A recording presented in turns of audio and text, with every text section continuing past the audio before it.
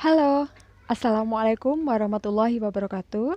Perkenalkan, saya Lailatul Desia Romawati dari Program Studi Sistem Informasi Fakultas Teknologi Informasi Universitas Kiai Haji Abdul Wahab Hasbullah Jombang. Pada kesempatan kali ini, Ayla ingin mempresentasikan tentang pengantar Artificial Intelligence. Untuk mata kuliah ini diampu oleh dosen Ayla yang bernama Bu Nur Hafidah MCom. Nah, apakah AI itu? Pada bahasan sebelumnya oleh Bu Nur Hafidah telah dijelaskan bahwa Artificial Intelligence adalah sebuah mesin yang mampu berpikir, menimbang tindakan yang akan diambil, dan mampu mengambil keputusan seperti yang dilakukan oleh manusia. AI sendiri adalah singkatan dari Artificial atau dalam bahasa Indonesia buatan, Intelligence dalam bahasa Indonesia cerdas. Maka, menurut pendapatnya Ayla, apakah AI penting dalam kehidupan manusia? Ya, tentu. Karena kehadiran AI dalam kehidupan manusia dapat meminimalisir penggunaan tenaga manusia yang bertujuan untuk efisiensi biaya dan juga dapat membantu mengurangi kesalahan yang mungkin disebabkan oleh human error.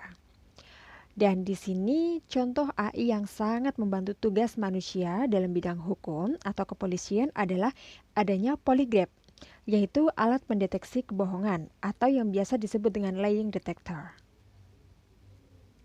Nah, polygraph ini adalah alat atau prosedur untuk mengukur dan mencatat beberapa indikator fisiologis seperti tekanan darah, denyut nadi, pernafasan, dan konduktivitas kulit saat seseorang ditanyai dan menjawab serangkaian pertanyaan.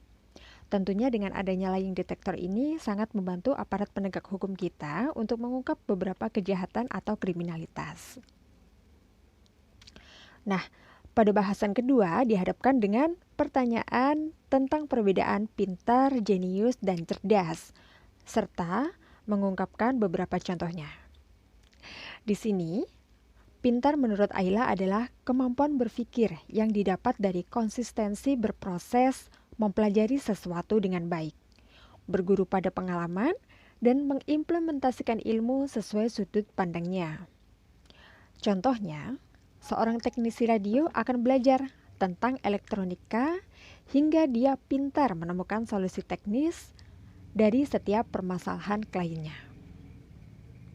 Untuk jenius, di sini disebutkan bahwa kemampuan berpikir dan memahami sesuatu lebih cepat dibandingkan dengan tingkat pemahaman orang normal.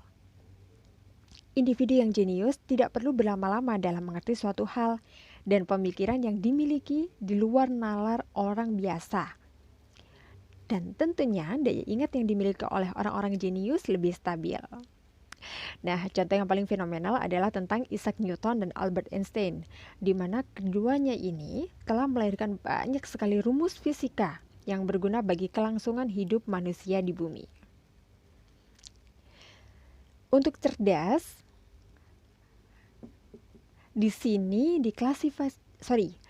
diklasifikasikan menjadi 3 macam, yaitu cerdas emosional, cerdas spiritual, dan juga cerdas secara intelektual.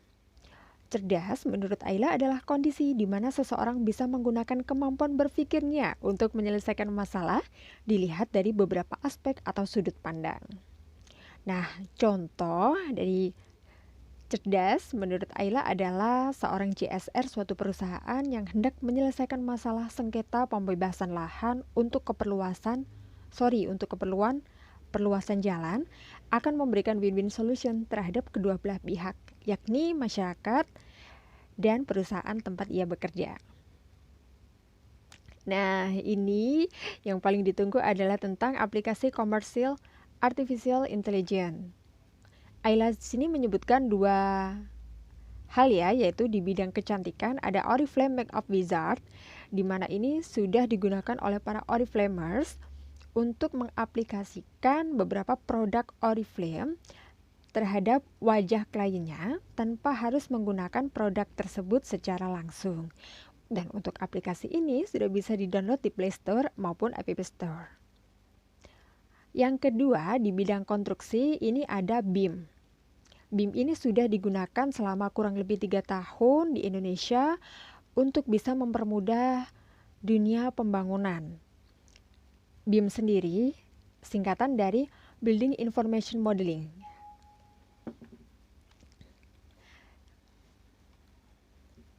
Yaitu suatu sistem atau teknologi yang mencakup beberapa informasi penting dalam proses desain, construction, maintenance yang terintegrasi pada permodelan 3 dimensi. Untuk pertanyaan selanjutnya dari materi kemarin adalah tentang soft computing beserta contohnya. Sesuai pemahaman Ayla, soft computing adalah sekumpulan metodologi yang berkembang secara terus-menerus. Tujuan dari SC ini adalah untuk menghasilkan mesin yang memiliki IQ tinggi. Dan hal terpenting dari SC adalah antara satu bidang ilmu dengan bidang ilmu lainnya saling melengkapi dan berkontribusi untuk menyelesaikan suatu permasalahan. Di sini untuk struktur dari soft computing sendiri ada fuzzy system, probabilistic computing, evolutionary computing, dan neural computing.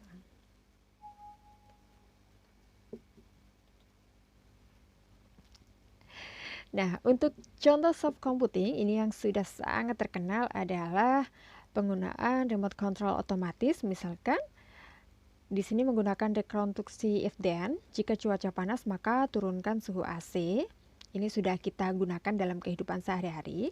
Kemudian juga ada e-recognition, di mana TV ini bisa shutdown secara otomatis ketika yang menonton sudah terlelap. Sementara untuk masalah yang sulit dipecahkan oleh metode komputasi konvensional, namun bisa dengan soft computing adalah di dunia konstruksi. Karena ini memang sudah Ayla temui sendiri ya. Jadi untuk mendapatkan hasil gambaran yang mendekati dengan realita saat bangunan jadi, maka perlu menggabungkan beberapa aplikasi untuk pengerjaannya. Nah, di sini ada software BIM yang hadir sebagai solusi. BIM sendiri ini tidak terlepas dari beberapa software pendukung karena di sini basisnya sudah 3D. Komunikasi dengan pihak yang terkait dalam suatu proyek dimudahkan dengan teknologi BIM. Tidak dipungkiri, untuk Autodesk-nya di sini mendominasi di industri AEC ya, arsitektur, engineering, dan construction, yang dulu konsepnya mengembangkan Revit, AutoCAD Civil 3D, AutoCAD Advanced Steel, Navisworks, dan lain-lain, sekarang dikemas menjadi lebih mudah untuk digunakan. Karena ketika berbicara tentang proyek bangunan atau infrastruktur, di sini melibatkan beberapa pihak dan disiplin ilmu. Meskipun berbeda, kesemuanya tetap terkait. Contohnya di sini ada bidang ilmu arsitek, struktur, mechanical and electrical, plumbing, kontraktor, dan lain-lain. Nah, untuk pembahasan selanjutnya adalah tentang High Machine Intelligence Quotient atau yang disingkat HMIQ. Di sini diartikan suatu sistem yang mampu mengolah informasi seperti cara berpikir manusia. Memiliki kemampuan untuk menyelesaikan permasalahan nonlinear di mana tidak ada model matematisnya. Tentunya, untuk implementasinya diharapkan bisa menggunakan biaya yang rendah. Nah, contohnya dari HMIQ adalah sensor gerak pada pintu yang menghasilkan ucapan "Selamat datang, selamat berbelanja". Gimana teman-teman? Apakah sudah siap untuk memulai masa depan? Nah, di sini Ayla akan menampilkan satu video tentang apa itu BIM yang sudah digunakan di dunia konstruksi Indonesia. Tentunya ini adalah salah satu penerapan dari Artificial Intelligence. Selamat menyaksikan.